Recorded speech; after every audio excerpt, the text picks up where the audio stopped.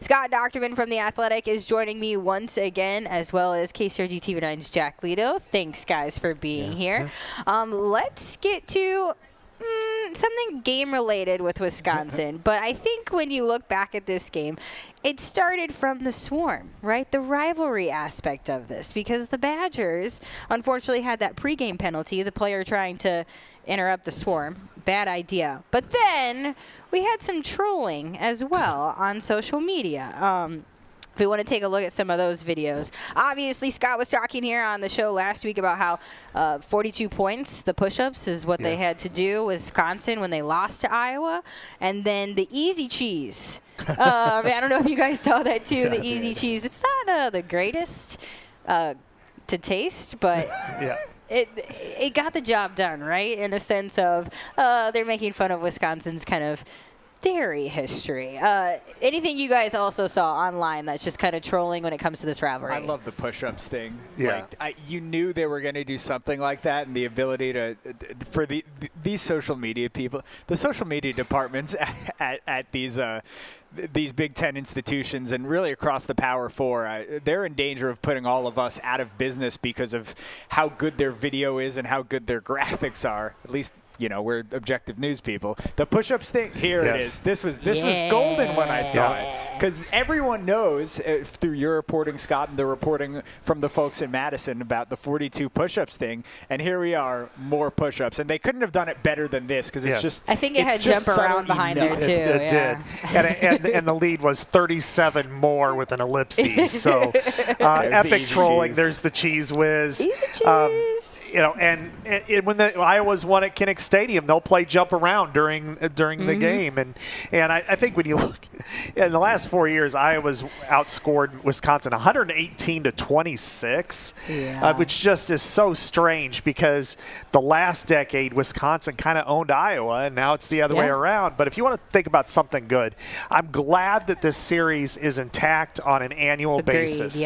Because when the Big Ten decided to go away with divisions, this was one that was close to being on the chopping block until they allowed Iowa to have an uneven amount of rivalry games, 3, the most of the Big Ten, because this one had been chopped before and it stunk. And this is a beautiful game, and I never want to see it end on an annual basis. Well, it always feels good too for Hawkeye fans when Iowa beats Wisconsin, right? 37-0 was the final of this one, and honestly, Iowa, they looked great coming out of the bye. You know, I think there are some, a few miscues here and there, but at the same time, I know Wisconsin wasn't that great. It showed on tape. But still, when you look at Gronowski, 107 yards, he had an interception, a rushing touchdown, but Iowa rushed for 210 against a Wisconsin team that was ranked 6th nationally, 2nd in the Big Ten in rushing defense, only allowing 75 yards in a game.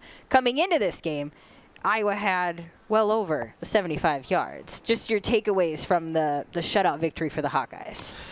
Well, it was a game that I think that they're going to treasure because it actually showed improvement and strides. Sometimes you wonder, coming out of a bye, can a team, continue to take that trajectory upward? And they clearly did. I mean, Iowa had 210 yards on the ground. Wisconsin had 209 yards, period. And I think the good thing for Iowa is not only do you beat a rival so decisively and shut them out, their first shutout loss at home since 1980, but the other part is you could be a lot better. There were areas where you're looking at this game going, they could have done that better. Passing, there's some tackling on defense, and to know that you can win that decisively and still can improve is a great feeling for a program and for a coaching staff. Yeah, I think it was all about imposing their will on Wisconsin, and Wisconsin's not the same team that they were 5 to 10 years ago, but they're still Wisconsin. These are still Big Ten players, Power 4 players, a lot of offensive and defensive linemen who grew up in the Midwest dreaming of playing for Wisconsin. These guys are good players too, and Iowa was simply able to dominate them. The Hawkeyes averaged 5.2 yards per play, and Iowa's longest offensive play was only 29 yards. So there was no real outlier 60, 70-yard play bringing that number up. They also averaged 5.3 yards on first down. They set Gronowski up in situations where he didn't need to back up 5-7 step drops and throw it 10, 15 yards down the field. The wide receivers were able to beat zone on third and medium, and complementary football was huge. You see Drew Stevens there. Iowa scored 17 points off of their 3 turnovers, and when you look at the punt game, the average start for Iowa drives was their own 45-yard line. The average start for Wisconsin drives was their own 26-yard line. So Iowa was able to win in all 3 phases of the game, even if a skill position player like Mark Gronowski wasn't completely 100%. Well, the group that I like to see shine this week were the big boys. The big boy interceptions specifically. The first one obviously being the tip ball to Brian Allen, and Bryce Hawthorne comes up with his first interception, which was fun to learn. And then Aaron Graves caught the ball thrown at him, returned it 35-ish yards. I thought he was in. Unfortunately, that just would have been like that cherry on top.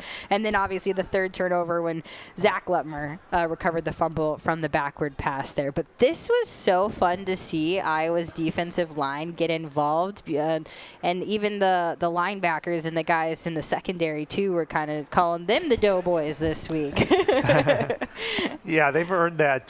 They've taken the nickname away from the defensive backs right now, because when you get 2 defensive linemen getting interceptions in the same game, I mean, and the defensive backs are still struggling to get some, I think that is an issue, but a little bit. But overall, what a great game for them. I think I looked at Aaron Graves. The first time I met him, he was in high school, and he looks like Mr. Incredible from the Incredibles. Yeah. I mean, he just has this humongous body to him, and almost a freak just how athletic he is. And yes, I wanted him to score. Yeah. First of all, it would have been the 18th straight year Iowa has a pick 6.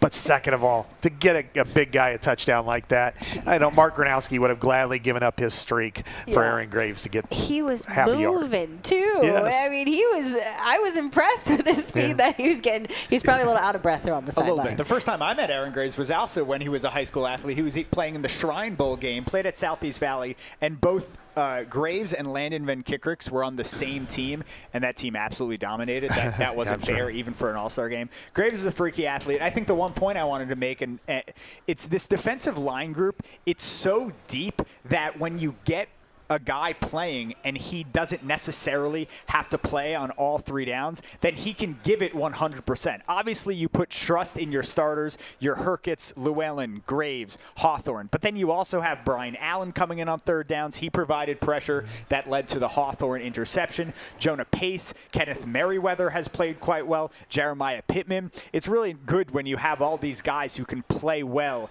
on 1st down, 2nd down, bring in a 3rd down edge rusher, a NASCAR guy to come in and rush the quarterback, and no defensive lineman is ever going to need a play off per se. So fun to watch. I hope we continuously see it. The Iowa run game, though, it did pretty well. I know it's been kind of a carousel right now of who's in at running back, especially with the injuries. Still missing Jazz Patterson, TJ Washington, but Kamari Moulton obviously led the charge this week. 15 carries, 96 yards, and a touchdown. I think he has started to kind of establish himself as the guy to kind of fill in the role of Caleb Johnson. But still, I mean, Xavier Williams also 55 yards. He had 2 touchdowns, and then Nathan McNeil, we're keep seeing little glimpses of him too, and I think he has a bright future as well. As far as the run game ruled this game, when you think about it for Iowa. But what did you like to see maybe as far as a progression now as we're halfway in the season? Now that, I mean, everybody's been hurt at some various stage. But now you're seeing what Kamari Moulton can do, and he is a high-level running back. He's one of the best in the Big Ten. And to see Xavier Williams be able to pull that kind of, he's a different kind of running back. He's more he's a little bit bigger body, huge thighs, and can really break some things. So, and for him to break off and then throw on Nathan McNeil, who I think, he's wiry, he's quick, he's agile, and they have different skill sets, but it blends together into one solid running back room. You're seeing what Iowa can do at a high level. I mean, they're average now 184 yards a game on the ground, and that's without having a first-team All-American who was there last year. So I really like the way that they're running the football. I like that they were balanced, and it's not great that Jazz Patterson and T.J. Washington's kind of the air in the earth, or the wind in the earth, wind, and fire. You want to have 2, 3, or 4 backs there. But I liked how balanced they were, and it wasn't all on one guy. All 3 of those guys you mentioned, McNeil, Williams, and Moulton, are good singles and doubles hitters. I guess if you need like one thing to improve on, we haven't seen a huge run, like a 30, 40 plus yard run, and that's partially because neither of those 3 guys has incredible long speed, but they've been able to pick up 5, 6, 7 yards on first down at a pretty high rate, and that is a credit to that offensive line. Bo Stevens played incredible. There was at least one play I was watching where he just ate this guy's lunch and moved him down the field. This is a 300-plus pound defensive tackle, and they're just getting moved. Zone read blocks. It's very easy to read when the blocks are so when the holes are so big. Oh yeah. Yeah, I mean, let's talk about that too. The runs don't happen without that O-line. Obviously, this was a group that needed to establish themselves, work their way to where they are now. But I think you're seeing the progress, when it comes to where they started at Iowa to where they are now. And they've just got some guys back there that can obviously do the job. What have you liked to seeing from this group so far, Scott? They're a tremendous run blocking unit. Yeah.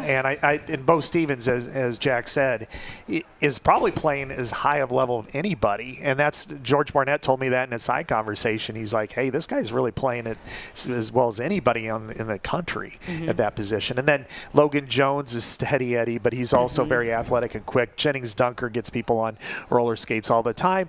But I think the 2 younger ones are impressing me too. Cade Pieper and Trevor Lauk. I mean, those are 2 sophomores, and you need them to grow for next year and beyond. Right. And the way that they're competing is really strong. And as you mentioned before, Chelsie, 75 yards a game was what Wisconsin was allowing. They looked like they got ran over by a Zamboni. Yes. I mean, they really were not effective in this game. And this is it's weird for me though, seeing this team with the W on its helmet getting pulverized like this, because I can't tell you how many times you're like, if Iowa averages 2.5 yards a carry, it's a good game against this team. And here we are. I mean, I guess all those good guys are now in the NFL. Yeah, that makes sense. I was just going to echo exactly what I said before. All 5 of those guys are playing well, and the culture that George Barnett has built in the offensive line room makes Iowa fans so much more confident that even when Jennings Dunker goes to the NFL, and he's going to be a great NFL player with the way he can move, same with Logan Jones, they're confident that a new crop of guys can come in, and we've already seen that with Lauk and Pieper.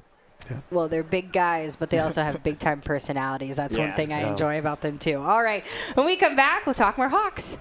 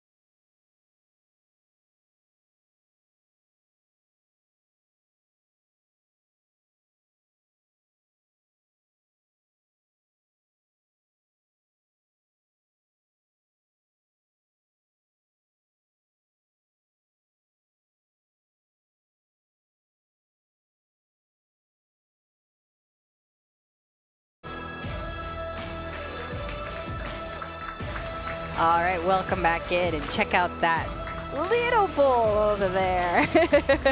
Glad that that's staying in Iowa City. Eugene, that's yours? Is that yours? Yeah, thanks for bringing it. We're glad that the trophy is glad the trophy is staying in Iowa City. We'll go ahead and start with an audience question first. This one is also from Eugene. How much more growth can we see out of the offense? I'll start on this one. Lots. To put it simply. But I think what you're seeing is development of the run game with obviously the carousel, too, of the running backs that have been there. You just finally got Reese Vanderzee back for the wide receiver core and everything. I think Tim Lester called a great game this week for what he had and what was available and basically the best that he could stack against Wisconsin. But there's still always room for improvement. Oh, yeah, you're 100% right, Chelsie. I mean, I think this running game is continuing to grow at a really good rate to where it could be one of the top 3 or 4 in the Big Ten, which it was last year, and that's a great thing for Iowa. If you can get to the point where you're averaging above 4.5 yards per carry as an Iowa team, you are a very competitive team at a high level. Passing game still has a long way to go, but the good thing is that they are making strides, and as you said, with Reese Vanderzee back, that he could beat one-on-one coverage is his X-receiver, which is what your design is you want to beat one guy. Then they need growth out of tight end. They don't have very much there. They need the other guys to step up, and then and I think Gronowski, though, is at least he's completing passes at a high percentage. Yeah. And I think as long as you do that, you're moving in the right direction.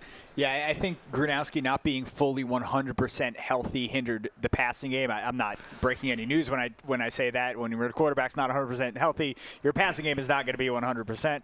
To answer Eugene's question, though, where can Iowa improve? Not just in the passing game, but specifically on 3rd and 7+. I'm still not 100% trusting Gronowski in the passing game's ability to make those third downs. Now, Iowa didn't really need to convert on a lot of those 3rd and 7, 3rd and 8+ because their run game was so good. But these wide receivers, they're getting open at a decent rate. They're catching the ball a lot more. I don't think we saw any real drops against Wisconsin. But I'm still looking for Gronowski and the receivers, the connections, to just be a little bit better because, man, we didn't really see a lot of medium to deep passes. We didn't need to see them against Wisconsin, but we might need to see them against some of these teams later in the schedule. You mentioned Gronowski and his health. Obviously, he went down fourth quarter against Indiana, did not return.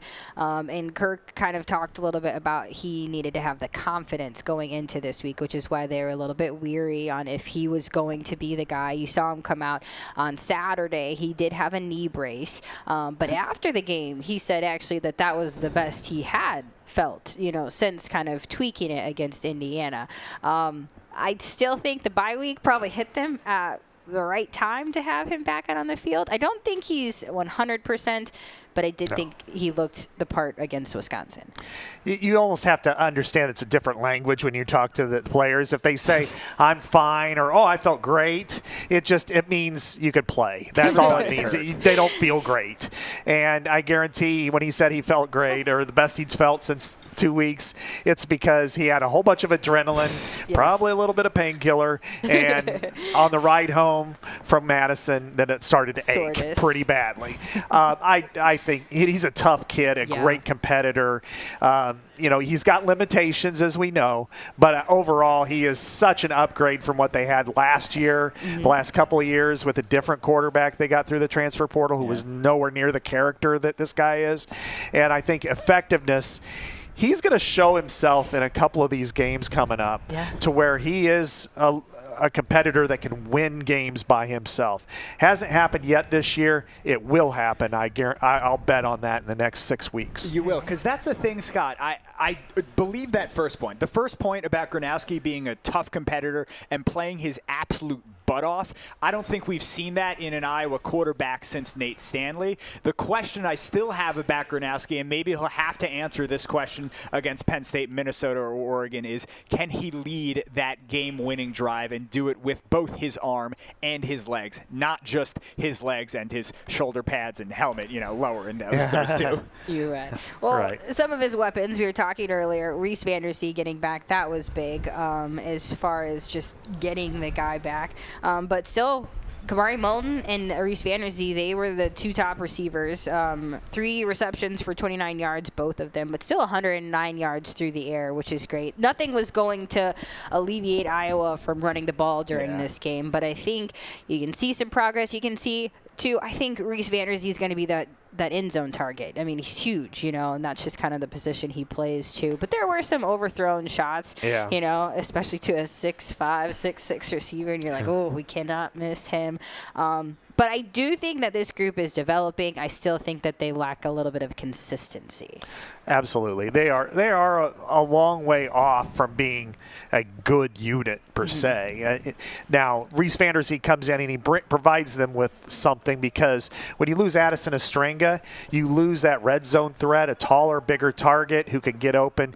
And Reese Vanderzee has speed, natural ability, and size, and that's something that I think will really affect him. But, yeah, this passing game is still struggling. It's last in the Big Ten, and it probably will stay there, but they need it to be more effective. And I think that grows with chemistry, but everybody's got to take a step up. And Gronowski misfired on, I think it was first pass to DJ Voname, and it was like, oh, he was there. It was there on that corner route. I think the grade for these wide receivers, it's improved because you didn't see drops, or at least any bad drops against Wisconsin. But I think in general, it's still kind of an incomplete to me, because Wisconsin was playing the zone defense that wasn't very good. So all these Iowa wide receivers had to do was just kind of run curls and get in the middle of the zone. They were open 5-6 yards down the field. You can't do that against every team, and I'm still looking forward to what can they do against tight man coverage. I trust Reese Vanderzee, a big body, to win in man coverage. We'll see about Jacob Gill and Sam Phillips and Hayden Large. Well, there's some drama heading into Saturday with what's happened around the Big Ten. We're going to talk about that when we get back.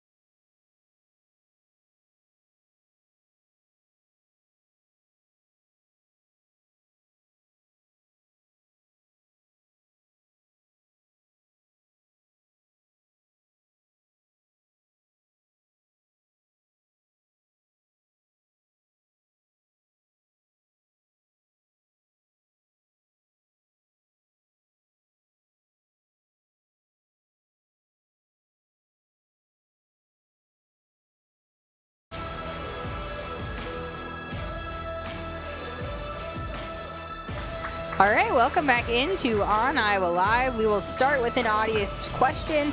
This one is from Walt. It says, with the season half over, Mark Gronowski has only thrown 2 passes for touchdowns. What seems to be his difficulty?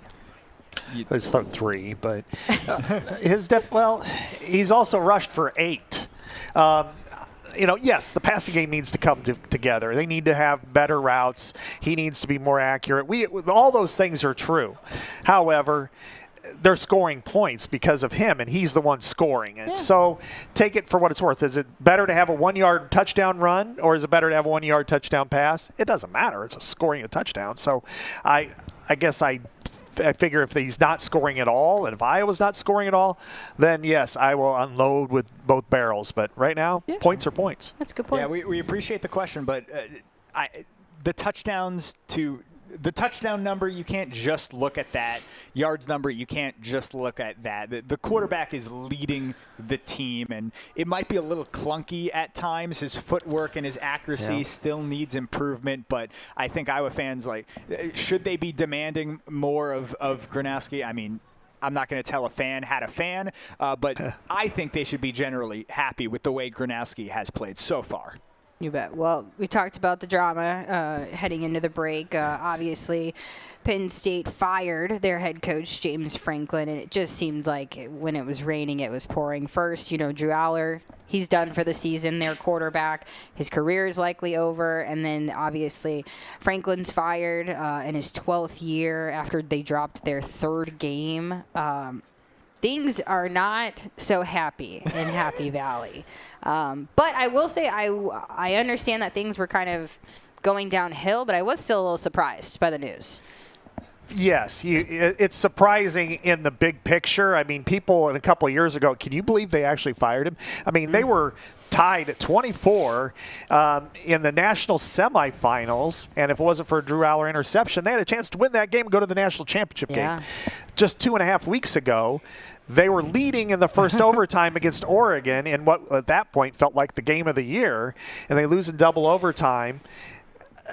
This is a program that's one of the 7 or 8 winningest programs over his tenure, but you also got to take the step back, which is how do fans and how do people feel about the program, and the mistrust, that the fact that he's 1-15 against top 5 competition over his career, and the last win was in 2016.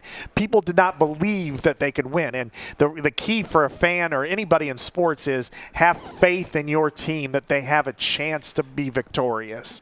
And when you lose that faith, if you feel like you're going in every year going, maybe we'll make the NCAA tournament, but we're not going to win it, get to the Sweet 16, which has happened in Iowa, or, hey, okay, we're going to make the playoff, but we're not going to win anything. That's what's happening in Happy Valley, and that's why these people make these changes. To follow that up, though, Scott, you said you were listening to kind of the press conference that was happening at Penn State earlier today. What was the biggest takeaway from that? I think that they just feel like that they need to go in a different direction. Okay. And I think that the fans, probably the donors even more so, are like, we're done. That we just don't believe we can do it. And this year they're 3-3. There's no playoff in the horizon. Yeah. So they felt like they needed to make that change, look ahead, try to find the next best coach, and get a head start in trying to recruit your own players to prevent them from leaving. Because if they would have done this in November, after the Rutgers game, then you would have seen an exodus of Penn State players. Now, Jack was probably the lone happy fan because he's a Northwestern alum. So seeing, your Wildcats beat Penn State is like, all right. Yeah, the Medill School of Journalism did not get the win. It would be the Northwestern football team getting the win, but that's okay. And Scott, I understand why what you were saying, why you fire him mid-season. You got to pay this big buyout. You understand it because of the transfer portal, and you have to re-recruit your own guys. And man, in today's college football world, it is a race to get money, to get people out of the portal. And if your guys are leaving, it's a race to, hey, pull them back in. We still got the same culture. And what you were saying before, I was going to say the same thing about Fran McCaffrey. Yeah. By the numbers, should he have been let go? Probably not, but a lot of this is mental. It's within the fans. It's within the donor base. Scott, I have one very quick question.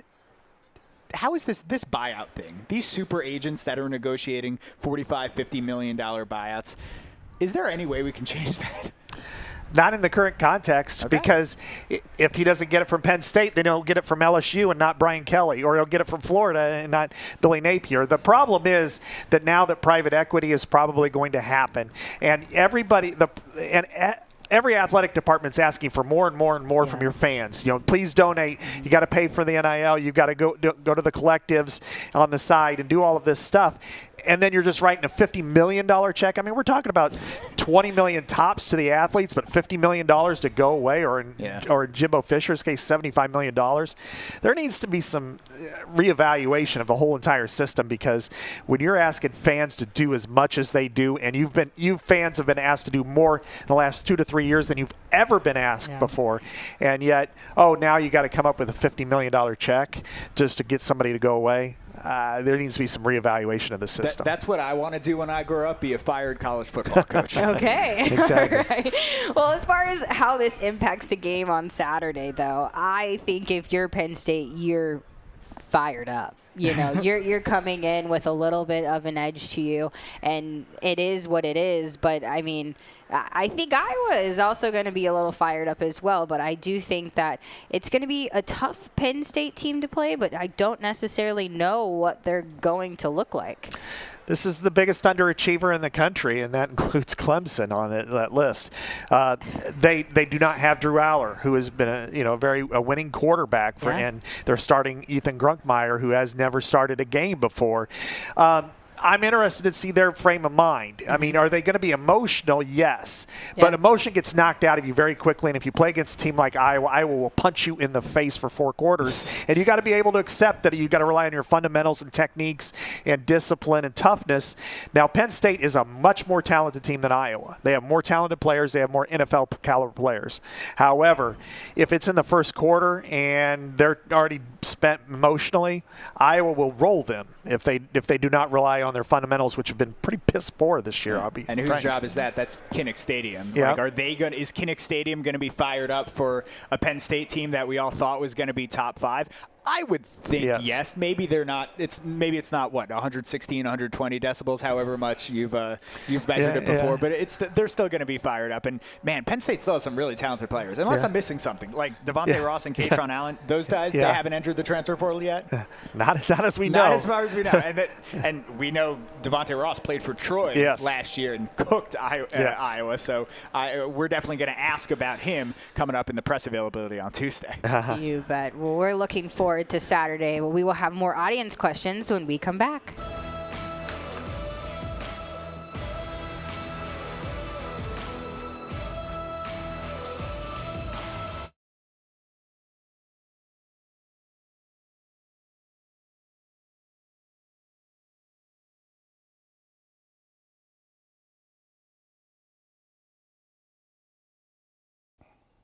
Welcome back to On Iowa Live. Frank Ballvance here, being joined by Mike Riley. Mike, tell us a little bit about yourself and what you do for ability, physical therapy, and elite fitness. Yeah, Frank. My name's Mike Riley, and I'm a physical therapist.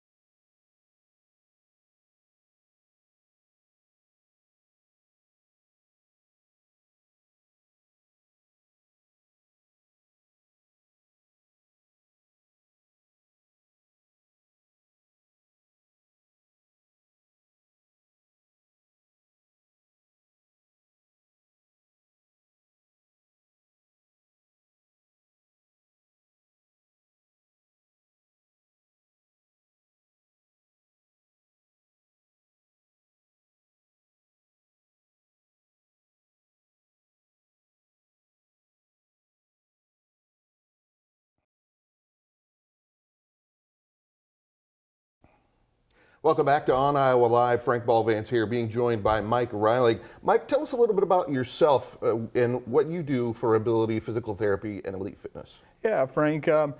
My name's Mike Reiling, and I'm a physical therapist, and I got my training from the University of Iowa as an athletic trainer. I grew up in Lisbon, Iowa, so I'm from this area, and I love this area. Very good. Tell us a little bit about more what you do for the community and for Ability Physical Therapy. Yeah, so I'm very proud of being part of a private practice, and as a private practice, we're in the community and we pay property taxes, we employ people in the community, and we try to give back to the community, both through the sponsoring schools and then also doing community activities. Very good. Well, we appreciate you, and thanks for being a sponsor with us here on Iowa Live. All right, thank you. All right, welcome back into On Iowa Live. We're going to answer some audience questions. First one is PSU now tougher preparation for Iowa by starting a new quarterback and a team with nothing to lose. Who wants to take that one? I think we'll have to ask the players on Tuesday, but generally the answer is probably yes. But with this specific situation, no Drew Aller. He's a really good quarterback, and the guy, their backup, who I forget his name. I'm sorry. Ethan Gregmeyer. It's his first career start. Yeah. At Kinnick Stadium. That's tough. At night, no, this is not. It's harder for Penn State, no question. But this is still a team that has lost its last 2 games by a combined 6 points, and an overtime game before that. So they're still pretty good. All right. Have teams figured out how to contain Weegan? I say no. I think they're avoiding him, which would be smart to avoid him a little bit. But also, Weegan has a leash too. He can't just, always kind of explode. Just because I know he wants to, but at the same time, he has a yellow light, we'll call it, not necessarily a green light.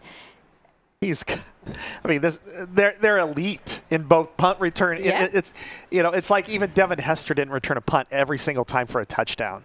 So, they're angling their punts. They're trying to kick him away from him, and he still gets loose. He still has great returns.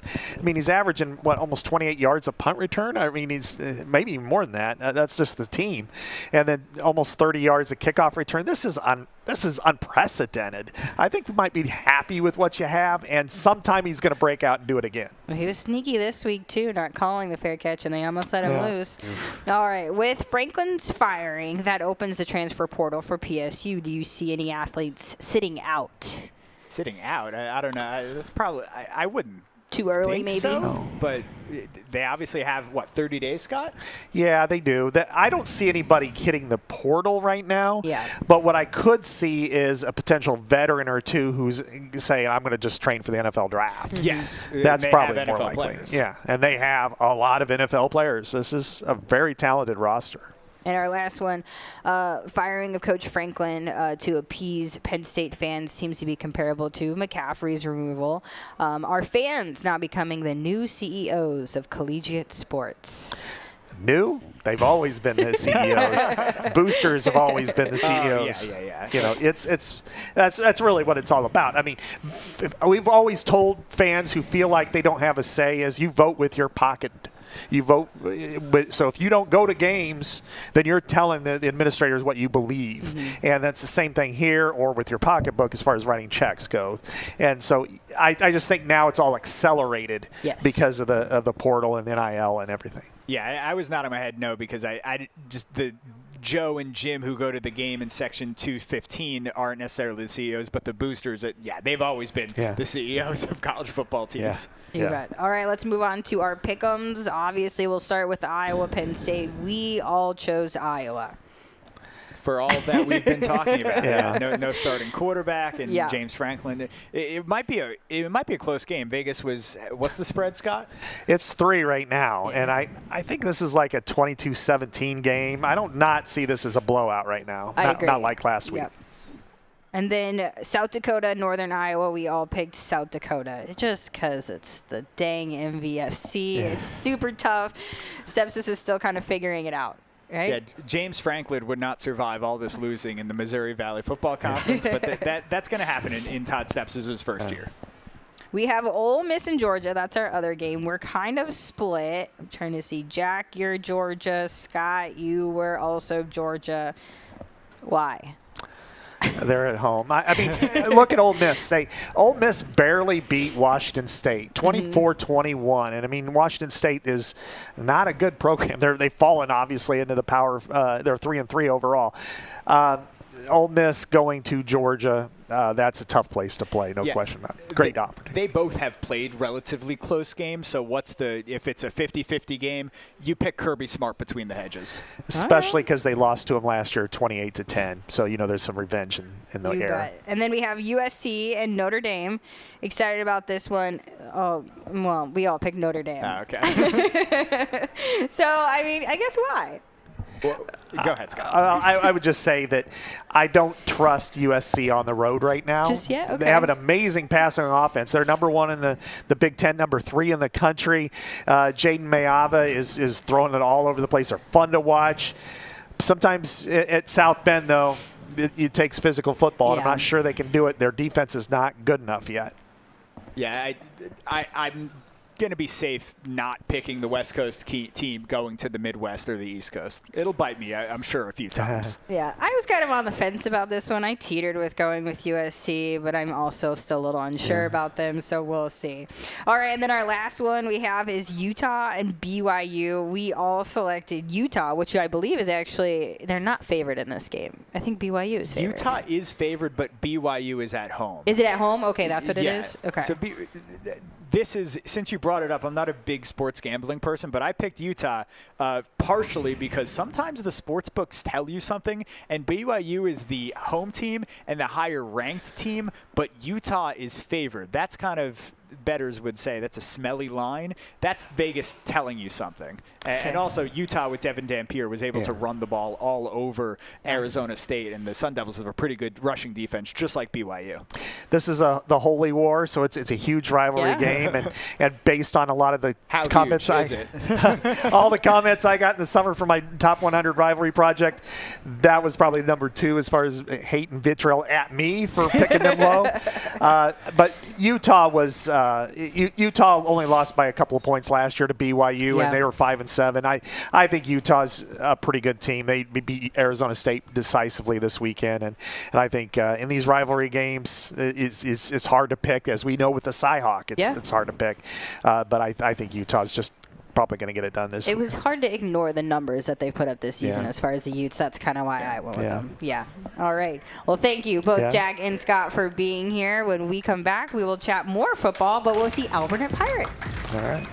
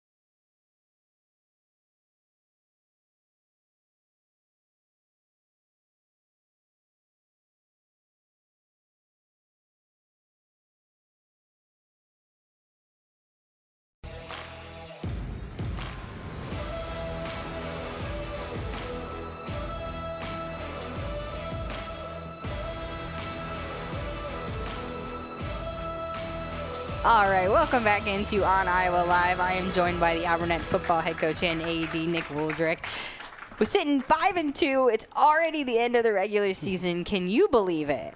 No, I mean this season's really flown by. You know, I've told the boys from week one. You know, once a season starts, it goes quick. So you know, just kind of cherish every moment and take advantage of the opportunities in front of you, because it'll be over before you know it. Yes, and coming off a big win, 47-7 last week against Monticello. How did that one feel? Yeah, that felt great. Yeah. You know, we kind of got back to what we do. You know, we were able to throw the ball really well, able to run the ball.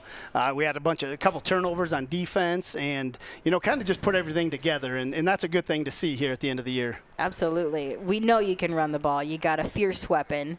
Talk about him. Yeah, Lakin Caves is a great football player. He's a heck of an athlete. Yeah. We have 5 really good linemen in front of him. We have a fullback that blocks really well, and if you give Lakin some space, he'll take it to the house. So it's fun to see, and with the 5 guys up front, I expect a lot more of that. You said that your passing game kind of got back to where you wanted it to be. What was missing? Yeah, so we're just off a little bit on timing. Okay. Whether it was the routes run weren't like we needed them to be, or quarterback just missing some passes, just some timing stuff that we've really been working on in practice. And we knew we got a great quarterback. He's a 2-year starter right now. Throws the ball really well. Great skill guys, and we knew it was going to come around. We're just lucky that it did this week, and that'll lead us into the postseason. You also mentioned, though, on defense, your guys coming up with some turnovers. I feel like that's kind of consistent for you as well. Yeah. Has it become more consistent as the season gone? Is it more confidence-wise as far as turnovers, or? Yeah, for sure. Our defense has played well all year. We have some really tough kids. A lot of wrestlers over there, and they're physical. And we just keep preaching to them. Just keep playing, doing your assignment. And this last week, we had a defensive lineman get a big interception on a screen pass. That was awesome to see. We had one of our safeties had an interception, and we've recovered a fumble for a touchdown. Cooper Franklin, our middle linebacker, recovered a fumble in the end zone for a touchdown. So it was really fun to see, and we keep talking about if we win that turnover battle, we're gonna have a great chance to win that football game. So it was definitely fun. You guys bumped up to Class 2A, correct? Correct. How has that transition been? Yeah, so it's been pretty smooth. We honestly 4 years ago when we first started, we were Class A. Yeah. And then we went to 1A for 2 years, and now we're up to 2A. So the big thing in as you get bigger in class is the physicality of the offense and defensive lines. And we knew coming into this year we're gonna have a really good offensive line, so we felt comfortable bumping up to 2A. We got really good skill position players as well, but we're gonna go as far as our offense and defensive line take us, and right now they're playing really well. What was maybe the biggest challenge about the move up? The biggest challenge is probably just playing these new schools. Okay. We've since I've been there, this is my 7th year at Alburnett. I've never played Monticello. I've never played Anamosa, West Branch. So just seeing new schools, trying to learn what they like to do and kind of matching up what we do well against what they do was kind of a challenge. But I think we're doing some good things. Does that also make your job fun, though, that you're looking at these new teams? You're not looking at kind of the same maybe schemes and stuff over and over. Yeah, most definitely. I mean, that's the thing too, and I think our kids love it too. Is when you're playing the same team year after year after year, it gets kind of stagnant. So it's nice to be able to go play new teams, go play new places. We've played at Tipton this year, which we've never played at. At Monticello. So it's just fun to get some new teams and go out there and play good football. What have you enjoyed most so far about this group this season? We are so connected as a football team. We've had teams in the past where we're not always together like we are this year. The guys started, back in really probably the end of May, getting into the weight room. We've had the best weight room numbers we had all summer long. We have a weightlifting class in school that they all lift together. They came to 7-on-7s in the summer. They like to do things together. So, the way we're connected it's a really special group, and it's fun to coach. You bet. Well, we are going to have the entire team join us on stage when we come back.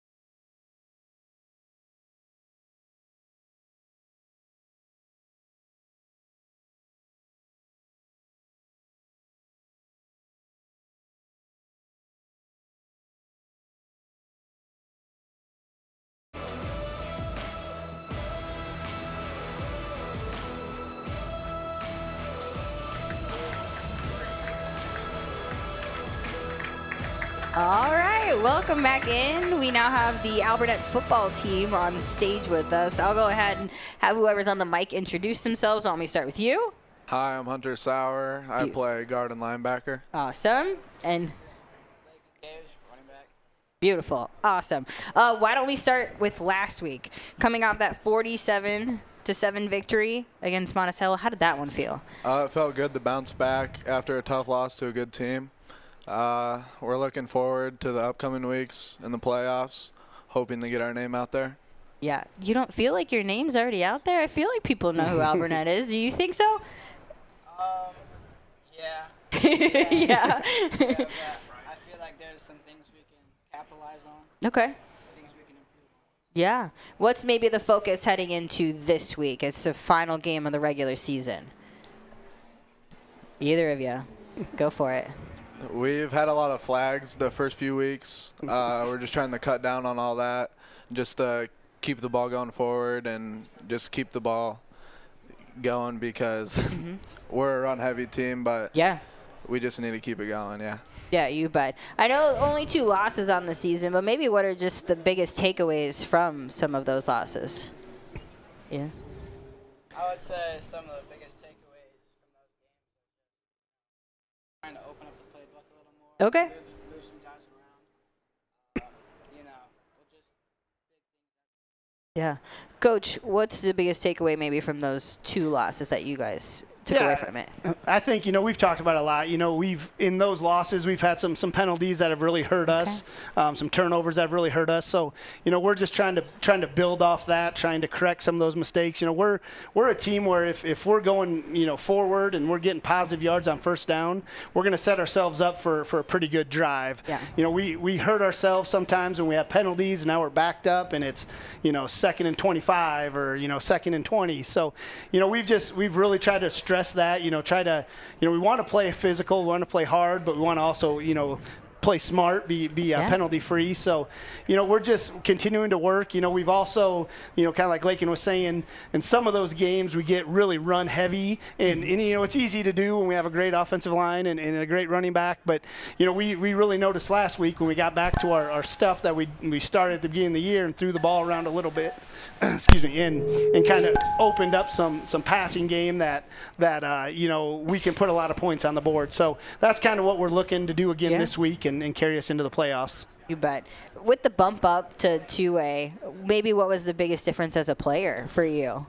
I felt like we needed to work harder in the weight room because we've always been a smaller school. In just my 4 years in high school, we've moved up a few classes, and it's kind of crazy. Yeah. People are just getting bigger and physical, so we just have to up our game and match them. Has it been enjoyable competition, though, for you guys? Yeah, I enjoy it. Yeah? Yeah. I was like, is it enjoyable for you? Yeah. Yeah. Competition is always good. You bet. Coach said that this is a connected team. What do you guys do to bond? Boy. We do a lot. We All have right. our team meals every Thursday and home games. And, we do a lot outside of football Yeah? as a team just to keep going. And, You ever played pickleball? yeah. Yeah? Yeah. Really? Raise your hand if you're pretty decent at playing pickleball.